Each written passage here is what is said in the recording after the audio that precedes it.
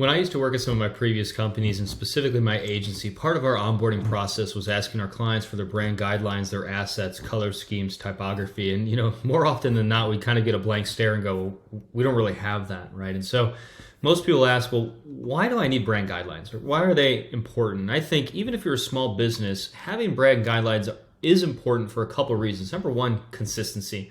You need to have a single source of truth when it comes to how you're going to present yourself, whether it's ad copy, messaging, design, your website, physical mailers, you're at a trade show. You need to make sure that everyone is on brand, no pun intended, when it comes to colors, typography, imagery, and messaging that reinforces your identity.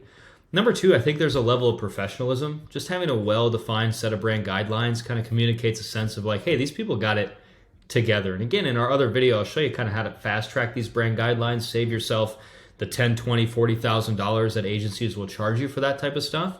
Obviously, brand recognition, the more consistent you are, the more someone's going to understand who your company is when they come across that consistent brand message, colors, imagery. I do think there's a time and cost savings perspective. So if you are onboarding an agency, you're bringing on designers, you're bringing on a marketing team, you can quickly say, here's our brand guidelines. Take it and run with it. Don't deviate, of course, because that's part of a brand guideline, but here they are. I think also this helps with just employee alignment. I think in brand guidelines, they can be very broad. They can be very kind of condensed in terms of what a document looks like. Sometimes you have a lot of about the company's voice, messaging, positioning inside of a guideline. No right or wrong there. But part of your employee onboarding could be, hey, listen, I just want to share our brand guidelines, how we look at the world. Next, and number 6 is legal protection. So if you're trying to protect some IP, the correct usage of logos, trademarks, other brand assets becomes important.